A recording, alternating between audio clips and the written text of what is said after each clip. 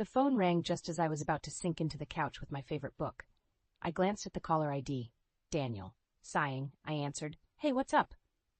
"Laura, while you were away, I moved my parents' stuff in." Daniel's voice, casual and unapologetic, hit me like a thunderclap. "What do you mean?" My heart raced, and I sat upright, abandoning my book. "I told you we should have them live with us. They're here now." I felt the room spin. "Daniel, we never agreed on this. How could you decide this alone while I'm visiting Uncle John?" Daniel scoffed. "Come on, Laura, it's not a big deal. Besides, I figured you wouldn't mind." Mind? The audacity of his assumption left me speechless. This house, our home, was suddenly invaded by his unilateral decision. "Daniel, we need to talk about this." "No need, just stay there a bit longer. Honestly, it might be better if you don't come back at all." His words stung, a cold dismissal that echoed in the now silent room. I had always known Daniel was headstrong, but this blatant disregard for our partnership, for me, was a new low. "All right then, Daniel." "If that's what you want," I replied, my voice steady, belying the storm inside. There was a pause, a moment of uncertainty. "You're okay with this?" "Yes, Daniel. I guess it's time for me to move on anyway." The call ended abruptly, leaving me alone with my thoughts. For a moment, I let the hurt wash over me, the pain of being so easily discarded. But then, a flicker of resolve sparked within me. I remembered the plan Uncle John and I had discussed, a contingency for just such a betrayal. I reached for my phone again, my fingers deftly composing an email to a contact who could set our plan in motion. As I hit send, a sense of empowerment surged through me. Daniel thought he could easily upend my life, but I wasn't going to let him have the last word. The house we shared, it was more than just walls and a roof. It was the embodiment of my dreams, my efforts. Daniel might have believed he could just push me out, but he was in for a surprise. Uncle John's advice echoed in my mind. "Always be 2 steps ahead, Laura." I started packing my things, each item a memory, a piece of the life I thought I had. But as I folded my clothes and gathered my belongings, I realized something. This wasn't the end. It was a new beginning. I was no longer the naive girl who fell for Daniel's charm. I was Laura, strong and capable, and I was about to show Daniel that underestimating me was his biggest mistake. I closed my suitcase, my heart steady and my mind clear. It was time to face what was coming, and I was ready. I left the house under the cover of dawn, the first light casting long shadows on the path that had once led me to a shared dream. As I drove away, my mind wandered back to the days before Daniel, before the disillusionment. I had always been a bit of a dreamer, finding solace in the quiet corners of life. Growing up in a modest home with loving parents, I learned early on the value of hard work and the joy of simple pleasures.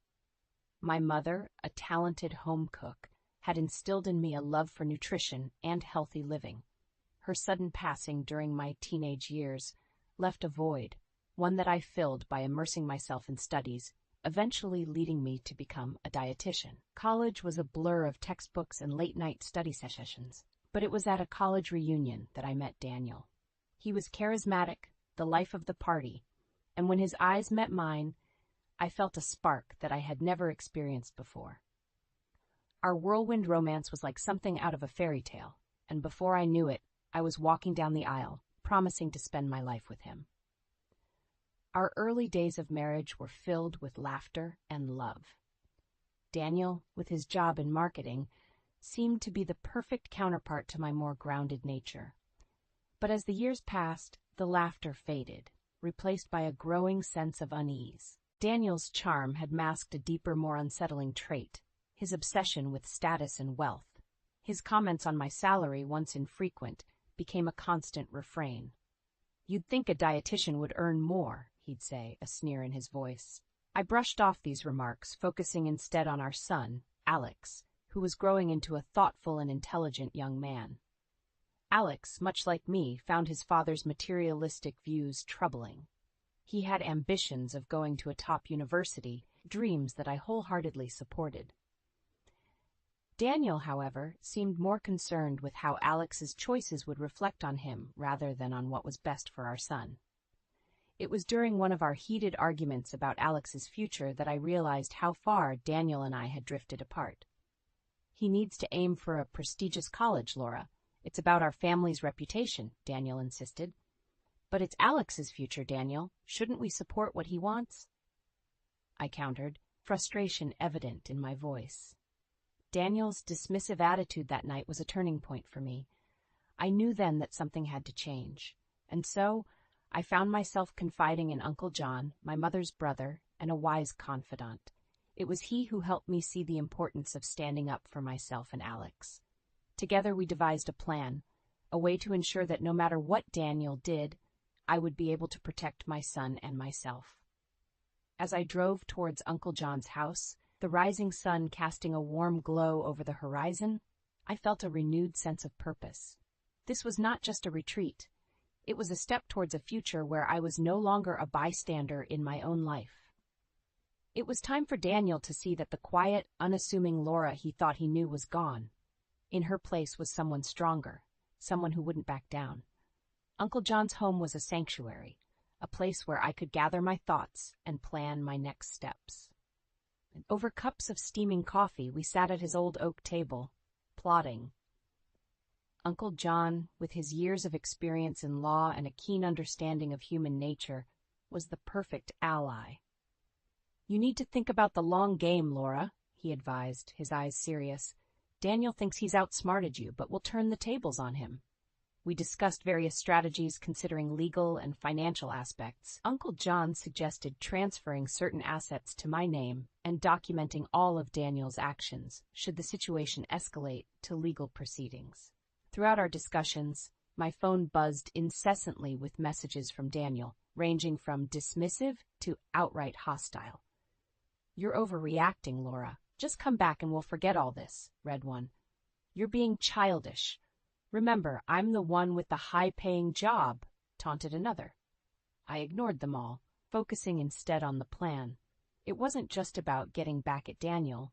It was about securing a future for Alex and me. The thought of Alex brought a pang of guilt. He was preparing for his college entrance exams, and this upheaval was the last thing he needed. I called him, explaining as much as I could without burdening him further. "Mom, I get it. Dad's been different." Alex's voice was mature beyond his years. "Don't worry about me. I'm with Grandma and Grandpa. Focus on what you need to do." Hearing his words, I felt a mix of pride and sadness. My son was growing up in a broken home, yet he was showing more resilience and understanding than many adults. A few days turned into a week and then 2. Uncle John and I refined our strategy, ensuring every base was covered.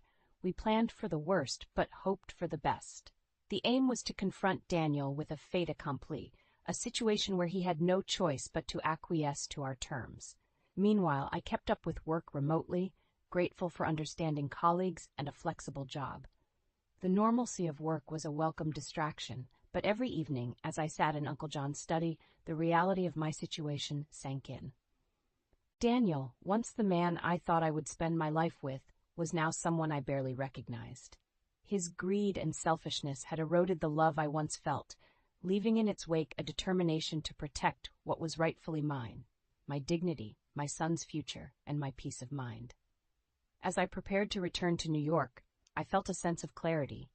The path ahead would not be easy, but I was no longer the woman who left that house weeks ago. I was stronger, wiser, and ready to face whatever Daniel threw my way. The journey back to New York was a quiet one, filled with a mix of apprehension and resolve. The city's skyline, once a symbol of shared dreams and aspirations, now loomed like a battleground. As Uncle John drove, his steady presence was a reassuring reminder that I wasn't alone in this fight. The plan was simple, yet bold. We would confront Daniel with the reality of his actions and the consequences that awaited him. Uncle John had already laid the groundwork, consulting with legal experts and ensuring that everything was in place for a seamless execution. Upon arriving home, the sight of moving boxes and unfamiliar cars parked outside was jarring. Daniel's parents, unaware of the impending storm, greeted me with polite smiles. "Laura, it's good to have you back," Daniel's mother said, a hint of unease in her voice. Daniel, however, was nowhere to be seen. His absence was both a relief and a frustration. I needed to face him, to look him in the eye and let him know that his days of controlling our lives were over. The house felt different, as if it had lost its warmth. Daniel's parents had made themselves comfortable, but the atmosphere was tense, a silent acknowledgement of the unspoken conflict. I retreated to my room, the same room where I had packed my bags weeks ago. It felt like a lifetime had passed since then. I unpacked my suitcase, each item a symbol of the new life I was carving out for myself and Alex. That evening, as I sat at the dinner table with Daniel's parents, the conversation was strained. They spoke of Daniel in glowing terms, oblivious to his manipulative ways. I nodded and smiled, keeping my true feelings hidden. The time for revelations was not yet here. Later that night, Daniel finally returned. He was surprised to see me, a flicker of uncertainty crossing his face. "Laura, you're back," he said, his tone a mix of surprise and annoyance. "Yes, Daniel, we need to talk," I replied, my voice calm but firm. He scoffed. "What's there to talk about? You left, remember?" I stood my ground. "It's about the house, Daniel, and our future." Daniel laughed, a hollow sound that echoed in the empty room.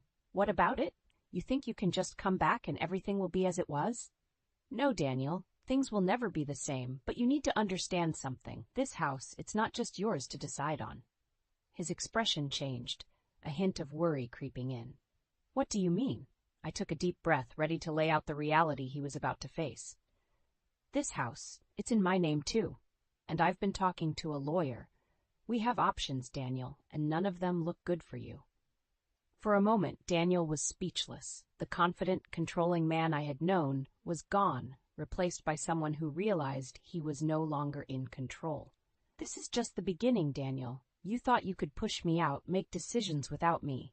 But I'm not the same person you thought you could manipulate.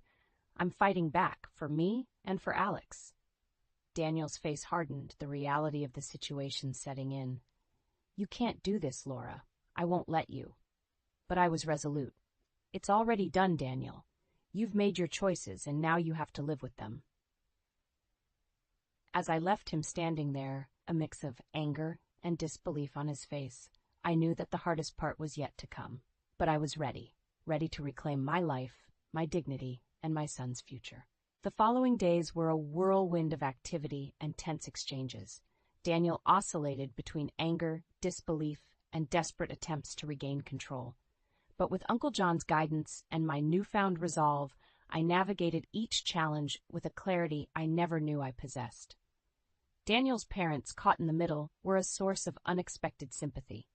His mother, particularly, seemed to sense the gravity of the situation. "Laura, I never realized things were this bad between you two," she confided one afternoon, her eyes filled with concern. "It's been building up for a while," I admitted, finding solace in her understanding. Our conversation was a reminder that Daniel's actions affected more than just us. As the day of reckoning approached, I prepared myself for the final confrontation. Uncle John had arranged for a meeting with Daniel, his parents, and our respective lawyers. The goal was to settle matters as amicably as possible, given the circumstances. The meeting was held in a neutral location, a stark conference room that mirrored the cold reality of our situation. Daniel was already there when I arrived, his posture rigid, his face a mask of defiance. "Let's just get this over with," he muttered as I took my seat opposite him. The lawyers laid out the facts. The house, purchased with contributions from both of our families, was legally co-owned. Daniel's unilateral decisions and his recent behavior had put him in a precarious legal position. As the reality of his situation dawned on him, Daniel's facade began to crumble. He looked at me, a mix of anger and desperation in his eyes. "Laura, please. We can work this out. Just come back home." But the home he spoke of no longer existed, not for me. "Daniel, you made your choices. Now I'm making mine. It's over." The negotiations were tense but straightforward. We agreed to sell the house and divide the proceeds. Daniel's parents would move to a smaller place, and I would start afresh, somewhere new, somewhere where the shadows of the past couldn't reach. As the meeting concluded, Daniel's mother approached me, her eyes moist with unshed tears. "I'm sorry, Laura. I'm sorry for everything." I hugged her, a gesture of mutual forgiveness and understanding. "Take care of yourself," I whispered.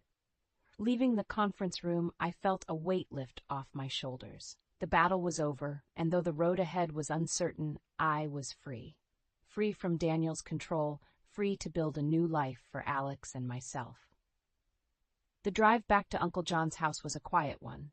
I looked out the window, the city passing by in a blur.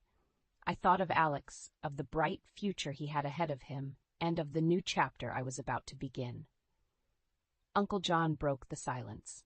"You did well, Laura. I'm proud of you. Thank you, Uncle John, for everything." As we drove on, the sun began to set, casting a warm golden light over the city. It felt like a promise of new beginnings and brighter days ahead.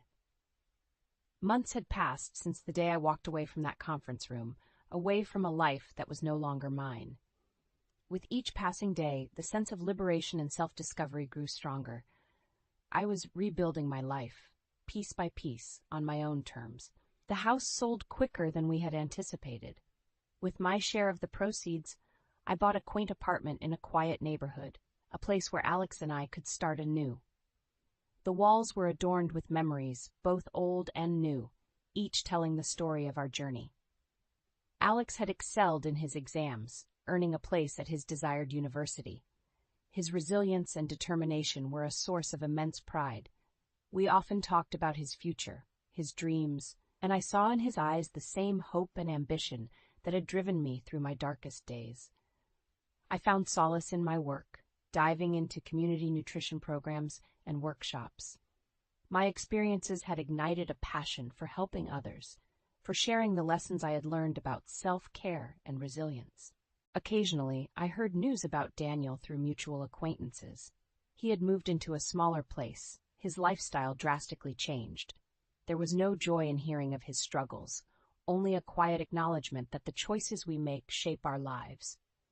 Uncle John remained a pillar of support, his wisdom and guidance a constant in my life. We often met for coffee, discussing everything from politics to philosophy. He had been more than just a mentor through my ordeal. He had become a true friend. As I sat in my new living room, the evening sun casting a warm glow through the window, I reflected on the journey I had been through. The pain, the betrayal, the fight for my rights, it had all led me to this moment, a moment of peace and contentment. I had learned that strength comes not from what we endure, but from how we rise above it. I had faced my fears, stood up for myself and my son, and in doing so, had found a sense of purpose and self-worth that no one could take away. The phone rang, jolting me from my thoughts. It was Alex, his voice bright and full of excitement. "Mom, I got an internship. It's exactly what I was hoping for." I smiled, my heart swelling with pride. "That's wonderful, Alex. I'm so proud of you." As we chatted, I realized this was what true happiness felt like. It wasn't about a perfect life. It was about a life lived with integrity, resilience, and love. The chapter with Daniel had closed, but a new one was just beginning. A chapter filled with hope, possibilities, and the promise of a future crafted by our own hands. And so, as the sun set, casting long shadows across the room, I knew that no matter what the future held, Alex and I would face it together, stronger and wiser than ever before.